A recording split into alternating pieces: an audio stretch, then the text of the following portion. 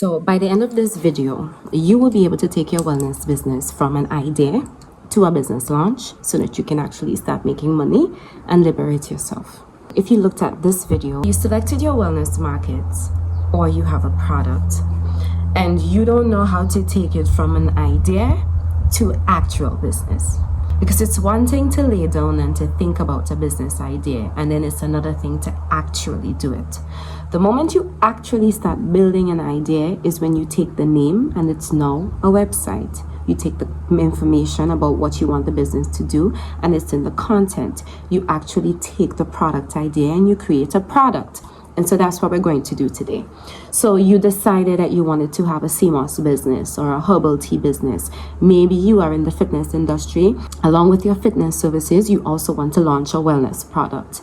If you are such person and you've looked at this video, in this video, we are going to talk about what you need to actually get your business up and running. Now, personally, I do not like to deal with many apps. And if you are like me, you would want an all-in-one solution. Shopify is that all-in-one solution for you. Now, there are a couple things that you would need. The first thing you would need is something that you're able to communicate with your customers with. Depending on where you are, it may be your phone number. Depending on where you are, it may be an email address. You start with one or you start with both. Checklist. And on your checklist, you can tick that off. You have a way that the customers can communicate with you. In addition to that, you would need a platform to put your products onto. You have products or services to sell. People need to know what you have to sell. You need to be able to post the product pictures. You need to be able to post the product details and a little bit about your quantity and your buying requirements. Another thing that you would need is when somebody looks at your product and they decide that they want to buy, you would then need something to collect money. So you would need to select your payment method. You would definitely need a bank account. So whatever country that you're in, you need to open your bank account and then you can use many different integrating tools to link money from Shopify into your bank account or from whatever platform that you're using into your bank account. Another thing that you would need is a platform to give information about your product and your content. In addition to your website, which will have your product details on there, you would need some way to broadcast or try to talk to the people who might be interested. And so you would have to create online content. All of these things can be done with Shopify. So technically, all you need is an account with Shopify. You sign up. And if you use the link in my description, it's $1 for 3 months. You cannot go wrong. If you apply the formula, you can start making money in 3 months. And all you will have to be paying Shopify for 3 months is $3. And you have access. And guys, I don't know where you're from, but you see access. Access is very important. So if you are in a country that you can take advantage of services like Stripe, you can take advantage of services like PayPal, then there is no boundary. There is no boundary to what you can sell or what you cannot sell, who you can reach or who you cannot reach. There is no boundary of what your wealth can or cannot be. And that is the message. We do not teach broke. You can come here broke, but you will not leave here thinking that it is okay to be broke. That was your setup phase. Now that you're set up with Shopify, you need to actually start reaching out to your customer. You're going to reach out in the cheapest, fastest, and most efficient way possible. Now, when you go on YouTube, you will hear quite a lot of people telling you that you can pay for Facebook marketing and you can pay for Google Ads. And those things are well and all. It's proven to give sales. However, I will give you a marketing strategy that is free and it will allow you to dominate in the wellness space. And that is content marketing. Now, when you think about content, you think you may have to do videos, you may have to do articles, you may have to do posts. Content really and truly depends on what you're selling. Okay, so content marketing is not just about marketing content. but it is about marketing content with strategy. Now, the wellness space is a little iffy because you are dealing with natural products that people don't really enjoy reading about. Like, nobody wants to read naturally a moringa article. Like, no one goes to the net and Googles how to get rid of breast cancer unless they actually have breast cancer.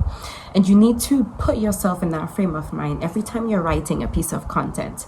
In fact, there are many wellness businesses that I've seen scrolling through, amazing and great potential, but there's a key page that should be bringing them so much traffic to their shop, and they are not utilizing that page. And that page is your content page. The page in Shopify that allows you to write blog posts and articles. Okay, so right off the bat, Shopify is ranked very high on Google. And if you start writing articles within your Shopify page, you would notice that you can rank on Google just by being a Shopify article. What you put in your article actually do matter. But keep this in mind. If you have a content page and you are not using your content page to bring traffic into your wellness business, you are not using that page correctly. Let's take an example. An entrepreneur who wants to boost cognition may look for a brain boosting supplement. He may go into Google and type in brain boosting supplement near me, and then he will find your article on ashwagandha, where you connect ashwagandha to the benefits of the brain.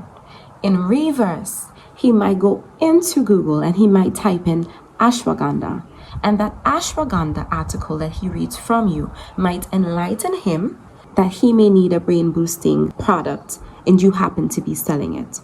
And when you write articles from that space, you are no longer just educating, but you are intentionally educating and converting into a sale. I'll give you another example. If I am to write to the fitness industry and I want to introduce moringa as an energy boosting drink, I will write about how the gym sometimes can leave you fatigued. And if you do not want to take artificial supplements, then here is a natural tea for the tea lovers that you can use, which is moringa. I will give the benefits of moringa, and then at the bottom, I will highlight, this is your link to buy moringa. When the customer clicks on the link as if they want to buy, there's another page as well as a wellness person that you are not taking advantage of. And you will just put your shipping and your refund details there, but you don't try to convert the customer.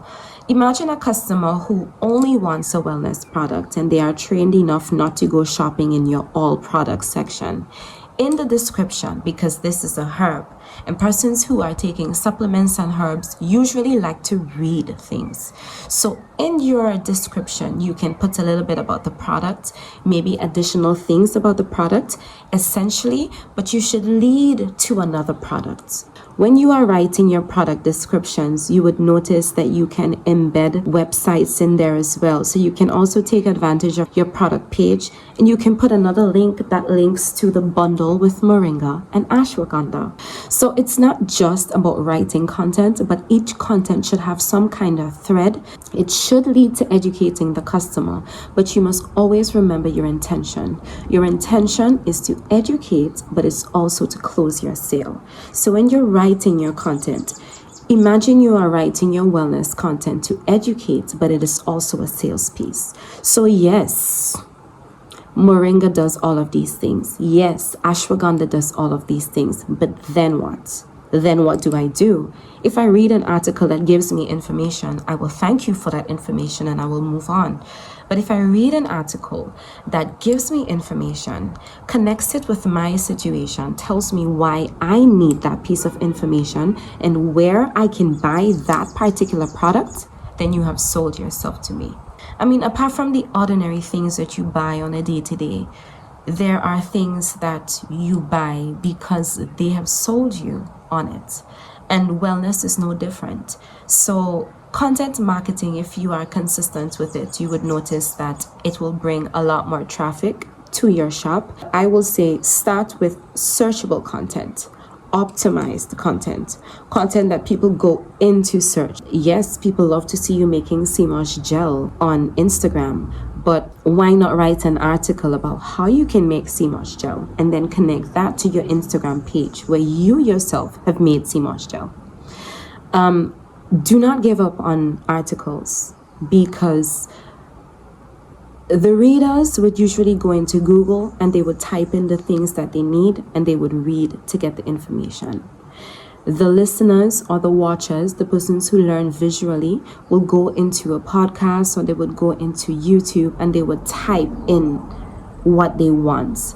And when you are writing content, you must also remember that you are not writing content for you because you are the knowledgeable one, but you are writing content for the one who needs to find it. So if you are talking to the person who wants energy, you need to highlight some keywords in there.